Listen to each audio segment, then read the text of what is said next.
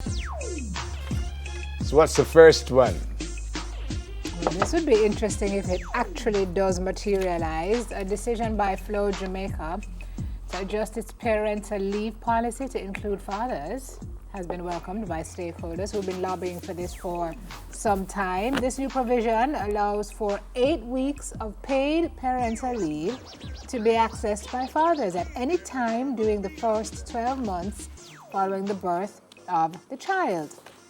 According to Dr. Herbert Gale, who's the chairman of Fathers Incorporated, he says this was a move in the right direction, which would help to address the stereotyping of Jamaican fathers. Dr. Glenda Sims, who's long been an advocate for gender equality, has also lauded the move.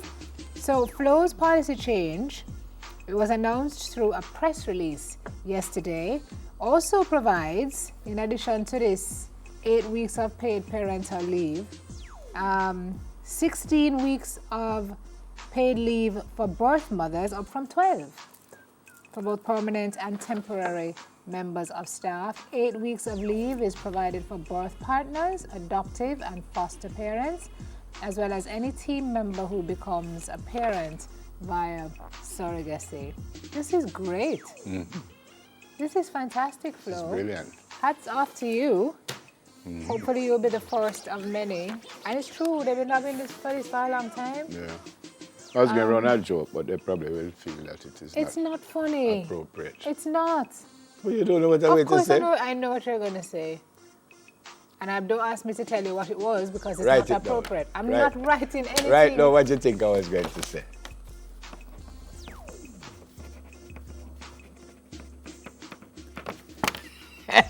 I wasn't going to say that.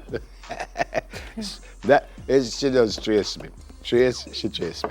All right, we'll move on. I'll tell her privately what I'm thinking. Now, during the 2018-2019 financial year, the Program of Advancement Through Health and Education, PATH, they gave out $5.3 billion to more than 130,000 families, or 340,000 beneficiaries, which is great news. The Minister of Labour and Social Security, Mrs. Shahini Robinson, announced that since June 2019, PATH benefit levels were increased by an average of 17%. And in September 2018, the ministry introduced a PATH back-to-school grant for each child registered in school. So she says, and I quote, "This grant will continue with over $500 million projected to be spent in the 2019-2020 financial year." She says, as promised last year, we will facilitate direct electronic transfers of benefit payments starting with the August 2019 payment. That's also great news. So, kind of would love to see people off the PATH program, which would mean that they're moving on and getting better in life, but it helps a lot. Of course. Yep, it helps a lot. All right. Final one? Well, this one is further afield in foreign. A nationwide immigration enforcement operation, that's what they're calling it, targeting folks who are in the U.S. illegally, is expected to begin this weekend after it was postponed last month by President Donald Trump.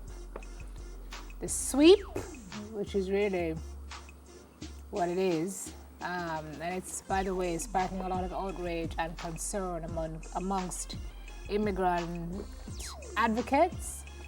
It's going to target people with final orders of removal, including families whose immigration cases had been fast-tracked by judges in 10 major cities.